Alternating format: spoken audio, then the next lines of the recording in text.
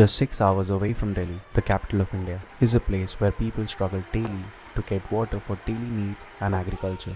Karauli is one of the aspirational districts amongst 101 most aspirational districts identified by the Government of India. The district lacks in many developmental fronts such as health, education, infrastructure, human development, basic amenities and employment status. Situated in a plateau also known as Dang in local dialects. डांग का होती है साहब, में पैदा नहीं होती है। Road नहीं, कोई बिजली नहीं, लाइट की सुविधा नहीं है, सड़क की सुविधा नहीं है, पानी की सुविधा नहीं है। पहाड़ इलाको, इसमें पैदा भी पूरी नहीं हो, इसमें जल कम में। In 10 villages, out of which 7 are in conflict with the forest department.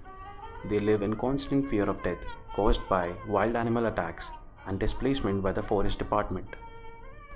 As per the census in 2011, around 41% households in the villages drink unsafe water from open wells or ponds. 56% population fetch water from more than 500 meters away from their premises.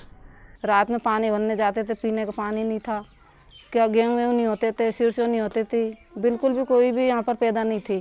पहले 2, 4, 5 बीघे में पैदा करे तो कछु नहीं हुआ, सूख जावे। दूर दूर से 3-3 किलोमीटर से पानी लावे, हम ही लावे। और वर्षा हो पा कम, पानी नीचे गहराई गयो। Since these villages are completely rain-fed and surface water is the only source of water, they can hardly cultivate beyond subsistence. The problem aggravates in the summer with increased heat and dry winds. Drinking water becomes a luxury. Livestock is the dominant source of livelihood, followed by agriculture. However, it is challenged by the lack of water in the plateau area.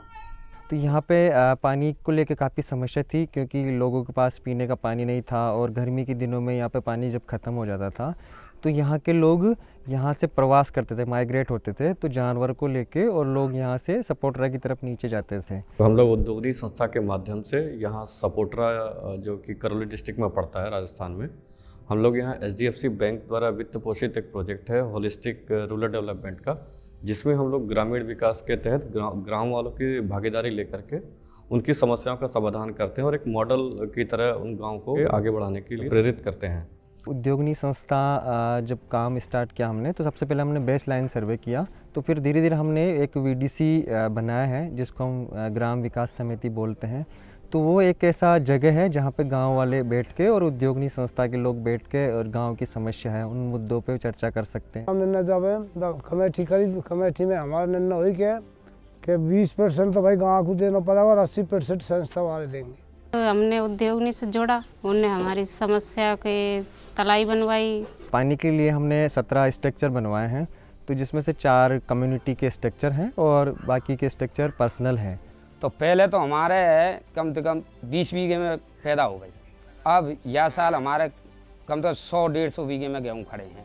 फसल ठाड़िया हमारे भले देखो तुम, और बढ़िया सारा मिल जाए मवेशी को, हमको अनाज जा खावे को और पानी की मौज आएगी। साहब हमारे पैदा बड़ी, ये पानी दियो जैसे, और हमारी वो भी बड़ी है, आमदनी भी। Udyogani, with HDFC Bank's HRDP CSR project, identified the problem of the water in these villages and started working on reconstruction of community ponds. Anicut, where ponds were desilted, permanent boundaries were made and heights were raised using the same desilted mud. The community ponds of Daulatpura was raised up to 12 feet. And the boundaries of the shared community pond of Rawatpura and Beherda was raised up to 14 feet. A community contribution from the villagers was included in the total expenditure in the reconstruction of community ponds. 11 other group ponds and 5 community structures with a total of 16 structures were also reconstructed or newly built with contribution of the total expenditure from the respective families. This contribution was decided in their VDC meeting. Due to this work on water bodies, a total 223 acres land comes under irrigation. गांव वालों के साथ बात हुई थी कि केवल पानी की समस्या हल करने से कोई भी सारा समाधान नहीं हो सकता है, तो हमें और आयामों पर भी काम करना पड़ेगा। जैसे गांव में संगठन हो, उस पर भी हमें काम करना पड़ेगा। खेती के जो नए तकनीक है उनको भी लेकर के हम काम करें, और साथ में ही अपने जो स्वास्थ्य को लेकर के, महिला और बच्चों के स्वास्थ्य को लेकर जागरूक हो, उस पर काम करें। और सबसे बड़ी बात कि अगर हमारा उत्पादन बढ़ गया है तो उसको बाज़ार में कैसे अच्छे मूल्य पर बेचा जाए, तो इन सारी चीज़ों पे हम काम करके ही समग्र ग्रामीण विकास का सपना साकार कर पाएंगे।